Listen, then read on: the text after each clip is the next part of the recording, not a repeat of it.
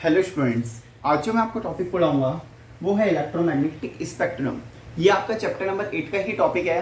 Chapter number 8 में हम अधिकतर बात कर चुके हैं। जो नेक्स्ट टॉपिक आता है हमारे पास यहाँ पे इलेक्ट्रोमैग्नेटिक वेव्स का।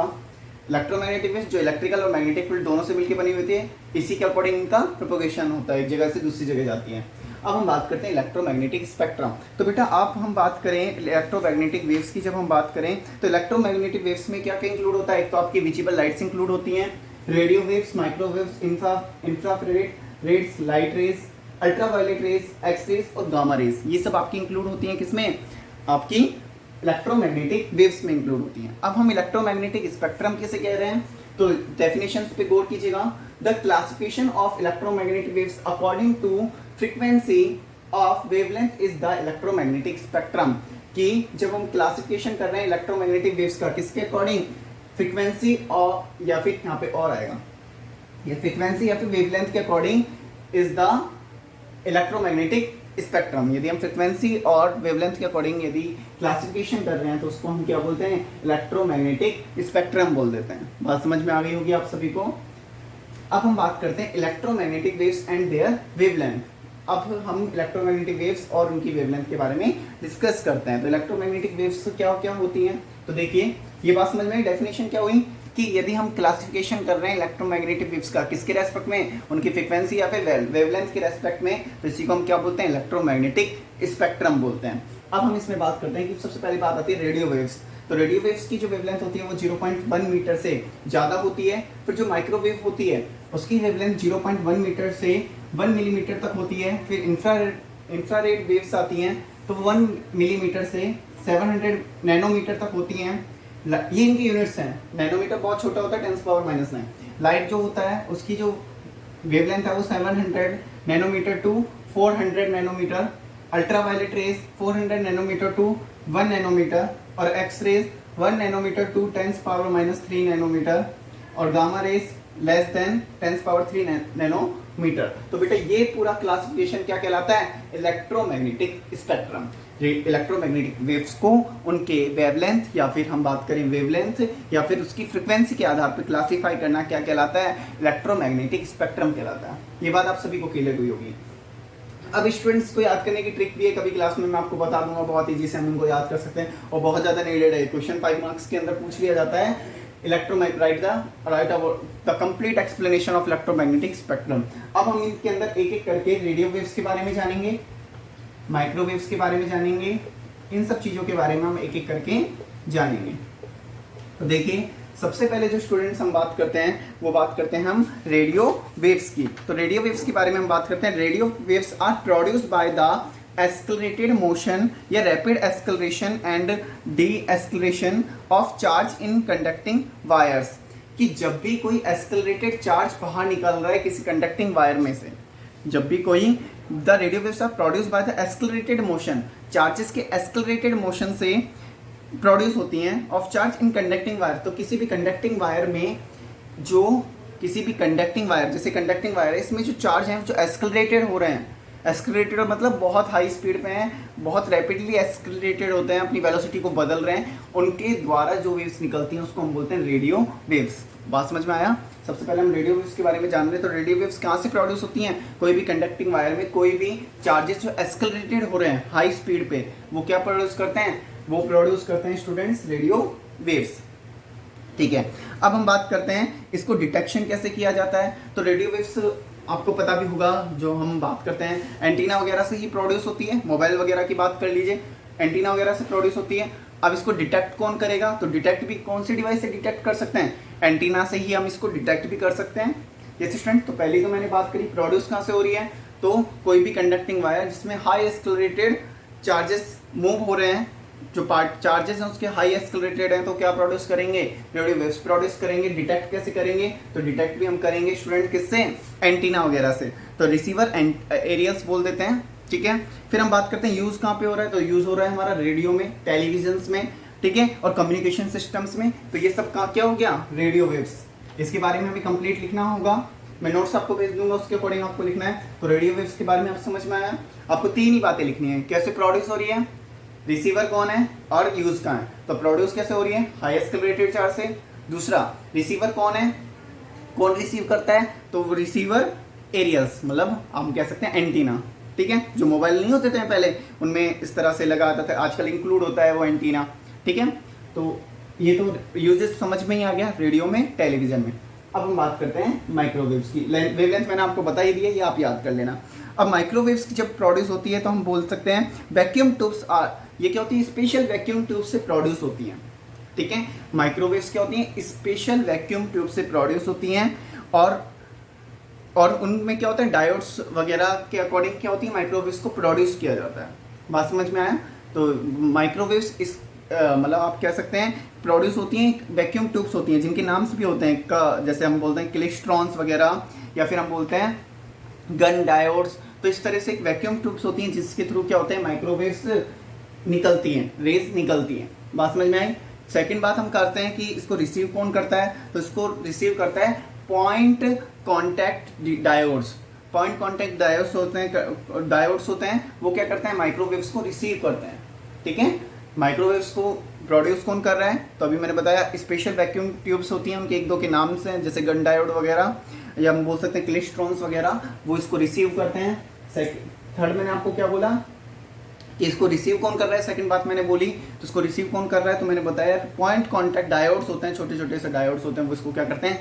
रिसीव करती हैं माइक्रोवेव्स को। अब हम यूज़ की बात करते हैं तो माइक्रोवेव्स का फर्स्ट यूज़ तो आप सभी को पता होगा, माइक्रोवेव्स ओवन आते हैं। तो सबसे पहला तो हम यही कह सकते हैं कुकिंग ओवन में, ठीक है स्टूडेंट्स, कुकिंग ओवन में हम यूज़ करते हैं। Use in radar system. और सेकंड बात बेटा, हम रेडार सिस्टम जो हमारा होता है किसी भी नेविगेशन करने के लिए, हमारे जो एरोप्लेन्स वगैरह हैं उनकी डायरेक्शन, उनकी पोजीशन, उनकी लोकेशन के लिए, शिप्स वगैरह हैं बड़े बड़े, तो एक तो रेडार के लिए, सिस्टम फॉर एयरक्राफ्ट नेविगेशन में यूज़ लिया जाता है, ऑटोमोबाइल्स वगैरह में भी इसको यूज़ लिया जाता है माइक्रोवेव्स को। बात समझ में आई? ऑटोमोबाइल्स में कैसे हम यूज़ करते हैं? जैसे मान लीजिए हमें स्पीड कैलकुलेट करनी है तो वो भी हम इससे माइक्रोवेव से कर सकते हैं। तो ये माइक्रोवेव से स्पीड कैलकुलेशन भी कर सकते हैं। तो हम क्या कर सकते हैं? इसको ऑटोमोबाइल्स में भी यूज़ ले सकते हैं कि कोई भी एक, जैसे हम बोल रहे हैं टायर है तो किस तरह से घूम रहा है, तो उसे हम बोल सकते हैं माइक्रोवेव्स का यूज़। तो समझ में आ गया? हमने लिखा एक तो कुकिंग ओवन में, दूसरा हम बोले रेडार सिस्टम में, स्पीड कैलकुलेशन करने में, ये सब इसके यूजेस हो गए। तो बहुत सिंपल है याद करना। थर्ड हम बात करते हैं इंफ्रारेड वेव्स। तो इंफ्रारेड वेव्स को आप जो प्रोड्यूस होता है, तो प्रोड्यूस ये जो होती है वो हॉट बॉडीज से होती है, ठीक है। कोई भी गर्म सरफेस है उससे क्या होता है? इंफ्रारेड प्रोड्यूस होती है। तो प्रोड्यूस कहाँ से होती है? हॉट सरफेस से। जिसे हम बात कर, आपने ग्रीन हाउस की जब हम बात करते हैं कि सनलाइट से रेज आती हैं, सन से रेज आती हैं, वो अर्थ उनको क्या करता है? रिफ्लेक्ट करता है। तो अर्थ क्या होता है? गर्म हो जाता है तभी तो उनको रिफ्लेक्ट करता है। तो कोई भी चीज़ गर्म होगी तो कौन सी रेज प्रोड्यूस करेगी? इंफ्रारेड प्रोड्यूस करेगी। तो आप इसको याद भी कर सकते हैं। देखो RED आ रहा है, मतलब कोई भी चीज़ गर्म होती है तो लाल होती है, और वो क्या करेगी? कौन सी रेज प्रोड्यूस करेगी? इंफ्रारेड प्रोड्यूस करेगी। फिर हम बात करते हैं तो प्रोडक्शन, आप सभी को याद हो गया होगा कि कोई भी चीज़ यदि गर्म है तो उसके अंदर से कौन सी वेव्स निकलेंगी? इंफ्रारेड। इसी के साथ कोई भी मॉलिक्यूल है, कोई भी एटम है, यदि वो तेजी से वाइब्रेट कर रहा है तो वो भी क्या प्रोड्यूस कर सकता है? इंफ्रारेड प्रोड्यूस कर सकता है, क्योंकि उसमें भी क्या आ जाएगी? काइनेटिक एनर्जी ज़्यादा आ जाएगी, हीट आ जाएगी, और वो भी क्या कर सकता है? इंफ्रारेड प्रोड्यूस कर सकता है। इसके बाद हम बात करेंगे डिटेक्शन के लिए। तो इसके लिए डिटेक्शन के लिए बहुत इंफ्रारेड डिटेक्शन हम अलग अलग मेथड से कर सकते हैं। तो इसके लिए डिवाइसेस यूज ली जाती है, जैसे हम बोले thermopiles, bolometers and infrared photographic films. Photographic films तो अब आप याद ही कर लीजिए, इन सब में आएगा। फोटोग्राफिक फिल्म्स इन सब में 3rd से लेके 7 तक सब में आएगा कि कैसे डिटेक्ट कर सकते हैं हमें, कैसे गेट कर सकते हैं हम, कैसे पता लगाएंगे। तो याद रखना है फोटोग्राफिक फिल्म तो इन सभी में आएगा। और एक दो नाम और आएंगे, वो आप याद करते रहना, ठीक है। तो बोरोमीटर हो गया इंफ्रारेड वेव्स को, और फोटोग्राफिक फिल्म्स हो गया जिससे हम इसको डिटेक्ट कर पाएंगे। अब हम बात करते हैं यूजेस की। तो infrared lamps are use in the physical therapy. Physical therapy में यूज किया जाता है। Maintaining the earth warmth, earth के टेम्परेचर को गर्म रखने की काम आती है इंफ्रारेड, अभी मैंने आपको समझाया। इसी तरह से infrared detect are use in earth satellites for military purpose and to observe the growth of crops. इसी के साथ जो सैटेलाइट्स में भी यूज ली जाती है, जिससे हम क्रॉप्स की ग्रोथ देख पाते हैं कि किस तरह से हो रही है। LEDs emit infrared rays, so LEDs use in remote switch में भी एलईडीज जो होती हैं छोटी लगी होती हैं, वो भी इंफ्रारेड निकालती हैं, और उनको हम टीवी के रिमोट्स, वीडियो रिकॉर्डर्स के रिमोट्स में यूज लेते हैं। तो यूजेस समझ में आ गया इंफ्रारेड रेड का। ठीक है। वेव्स का तो इंफ्रारेड वेव्स के बारे में मैंने आपको बताया, लाइट के बारे में हम बात करते हैं, इसको हम विजिबल रेज भी बोलते हैं, ठीक है। तो हम विजिबल रेज भी बोल सकते हैं। प्रोडक्शन कहाँ से हुआ? Produce when electron move from one energy level to lower energy level. क्या आपको पता है कि कोई भी एटम की स्ट्रक्चर की हम बात करें, बीच में होता है न्यूक्लियस, आसपास क्या होता है? इलेक्ट्रॉन्स की सेल्स होती हैं। यदि कोई भी इलेक्ट्रॉन एक हाई लेवल से लो लेवल में आ रहा है, हाई लेवल से लो लेवल में आ रहा है, तो क्या प्रोड्यूस करेगा? वो प्रोड्यूस करेगा स्टूडेंट्स लाइट रेज या फिर विजिबल रेज, ठीक है। अब हम बात करते हैं डिटेक्शन की। तो डिटेक्शन, हम भी तो लाइट रेज को ऑब्जर्व कर सकते हैं, तो ह्यूमन आई डिटेक्शन मतलब उसको हम डिटेक्ट कैसे कर पा रहे हैं, वो रेज उनको हम पहचान कैसे पा रहे हैं, तो एक तो हो गया ह्यूमन आइज, हम आंखों से भी देख ही सकते हैं लाइट रेज को। सेकंड हम बात कर सकते हैं फोटो सेल, ठीक है, फोटोग्राफिक सेल मैंने अभी आपको बोला था सभी में आएगा, ठीक है। फोटोग्राफिक फिल्म बोल लीजिए, फोटोग्राफिक फिल्म सभी में आ गया, फोटो सेल हो गया, तो इससे हम क्या कर सकते हैं? विजिबल रेज को डिटेक्ट कर सकते हैं, ठीक है।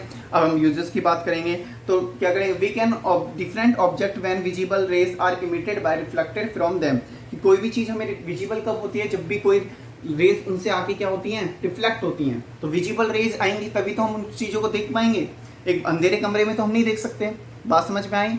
तो विजिबल रेज जब टकरा के विजिबल रेज हमारी आंखों में आती है तो हमें दिखाई देता है, तो यूज हो गया कि नहीं तो हमें दिखाई नहीं देगा।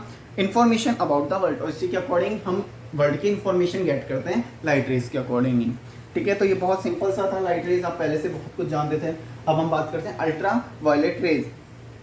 प्रोडक्शन का होता है, इसका प्रोडक्शन स्पेशल टाइप के लैंप से होता है। वेरी हॉट बॉडीज या फिर बहुत गर्म सरफेस जैसे हम बोलते हैं, सन के बारे में आपने सुना होगा, अल्ट्रावायलेट रे प्रोड्यूस करता है। तो बहुत हॉट बॉडीज या फिर हम बोलते हैं कि स्पेशल टाइप के लैंप्स होते हैं, उनसे ही ये प्रोड्यूस होती है। When electrons jump from one energy level to lower energy level, यदि एक एनर्जी लेवल से दूसरे एनर्जी लेवल में भी जाते हैं तो भी क्या होती है? अल्ट्रा वायलेट रेस प्रोड्यूस होती है। डिटेक्शन कैसे होता है? तो ये मैंने बताया, फोटोग्राफिक सेल तो आपको सभी में याद करना है, और इसी के साथ इसी में फोटो सेल भी लिख सकते हैं। फोटो सेल होता है और एंड फोटोग्राफिक सेल से भी हम अल्ट्रा वायलेट रेस को डिटेक्ट कर सकते हैं। यूजेस की बात करें तो use in kill the germs in, अब जैसे हम बात करें वाटर प्यूरिफाई जब भी किया जाता है, वाटर को प्यूरिफिकेशन किया जाता है तो उसमें अल्ट्रावायलेट रेज डाली जाती है, जिससे जर्म्स क्या हो जाते हैं? मर जाते हैं, ठीक है। इसी तरह से हम बोल सकते हैं कि जो हमारे जो डॉक्टर्स वगैरह ऑपरेशन के टाइम में सर्जिकल इक्विपमेंट्स जो काम में ले रहे हैं, कुछ भी सीजर्स वगैरह, जो उनको क्या किया जाता है? साफ किया जाता है, अल्ट्रावायलेट रेज से उनको साफ किया जाता है सीजर्स वगैरह को। तो बात समझ में आई? अल्ट्रावायलेट रेज का यूज हो गया, एक तो जर्म्स को मारने के अंदर, पानी के अंदर, दूसरा जो सर्जिकल यूज हो गया, और हमारा जो आईज के अंदर सर्जरी होती है, लेजिक सर्जरी आपने सुना होगा, जिसमें चश्मा वगैरह हट जाता है, उसमें भी हम क्या करते हैं? अल्ट्रावायलेट रेज का यूज करते हैं। बहुत सिंपल से यूज है, याद रखना है स्टूडेंट, बहुत इंपॉर्टेंट क्वेश्चन है। एक्स रेज की बात करते हैं। By the bombarding metals target for high energy electron, किसी भी मेटल पे यदि हम हाई एनर्जेटिक इलेक्ट्रॉन्स को डालते हैं तेजी के साथ, तो वो क्या प्रोड्यूस करेगा? एक्स रेज प्रोड्यूस करेगा। यदि हम किसी मेटल के अंदर, मेटल के ऊपर हाई जो आपके एस्केलेटेड इलेक्ट्रॉन्स हैं, हाई स्पीड इलेक्ट्रॉन्स हैं, यदि हाई एनर्जी इलेक्ट्रॉन्स यदि हम किसी मेटल के ऊपर डालते हैं तो क्या प्रोड्यूस करेगा? एक्स रेज प्रोड्यूस करेगा। तो हम इसका डिटेक्शन कैसे कर सकते हैं? मैंने आपको बताया, सभी में याद रखना है क्या? Photographic film. और इसी तरह से हम बोल सकते हैं आपके आइसोलेशन चैम्बर्स, इनसे हम क्या कर सकते हैं? इनका डिटेक्शन कर सकते हैं एक्स रेज का, ठीक है। अब हमको पता है, एक तो इसका यूज जो हो गया एक्स रेज वगैरह में हो गया, ठीक है, मेडिसिन पर्पज से। एक हम हो गया ट्रीटमेंट, और हाँ, इसका हम एक यूज होता है ट्रीटमेंट ऑफ कैंसर, एक स्पेशल टाइप के कैंसर्स को इससे ठीक भी किया जाता है। हालांकि जो मेनली जो कैंसर का जो इलाज करती है वो गामा रेज करती है, लेकिन कुछ स्पेशल टाइप के कैंसर्स में हम एक्स रेज को भी काम में लेते हैं। बात समझ में आई? यूजेस समझ में आए कि हम एक्स रेज वगैरह के बारे में तो आपको थोड़ा बहुत पता भी है पहले से। अब हम बात करते हैं गामा रेज की। देखिए गामा रेज कैसे पहचान की जाती है, गामा रेज प्रोड्यूस कैसे हो रही है? तो गामा रेज जो होती है न्यूक्लियर रिएक्शन से प्रोड्यूस होती है। न्यूक्लियर रिएक्शन जब भी हम करते हैं, फ्यूजन जब हम करते हैं, तो उससे क्या होते हैं? एंड आपकी गामा रेज निकलती हैं। इसी के साथ रेडियो एक्टिव न्यूक्लियस से भी क्या होती है? आपकी गामा रेज निकलती हैं, इमिटेड होती हैं। अब डिटेक्शन कैसे होता है? तो डिटेक्शन मैंने आप सभी को बताया कि 3 से लेके 7 तक आपको 3 से लेके 7 तक आपको एक ही बात याद रखनी है, फोटोग्राफिक सेल, ठीक है, फोटोग्राफिक फिल्म। तो आप लिख सकते हैं डिटेक्शन कैसे हो रहा है, इसको पहचान कैसे पा रहे हैं? फोटोग्राफिक फिल्म से इसका डिटेक्शन किया जाता है कि प्रेजेंट है या नहीं है। इसी के बाद बेटा इसका यूज़ की बात करें तो आपकी मेडिसिन पर्पज़ में यूज़ हो गया, कैंसर के इलाज में यूज़ हो गया। तो स्टूडेंट्स आज की वीडियो में इतना ही। मैंने आपको स्पेक्ट्रम के बारे में समझाया है। स्पेक्ट्रम होता क्या है, क्लासिफिकेशन यदि हम करते हैं वेव लेंथ के अकॉर्डिंग तो उसको स्पेक्ट्रम कहा जाता है। इसके बाद में मैंने आपको इन सब की डिटेल्स दी है कि इनका प्रोडक्शन, डिटेक्शन कैसे किया जाता है और इसी के साथ इनकी यूज़ क्या है। बहुत इंपॉर्टेंट क्वेश्चन है। आई होप आपको ये टॉपिक बहुत अच्छे से समझ में आया होगा। स्टूडेंट्स आज की वीडियो में इतना ही। आप सभी पढ़ाई करते रहें, वीडियो को जरूर देखें। Thank you.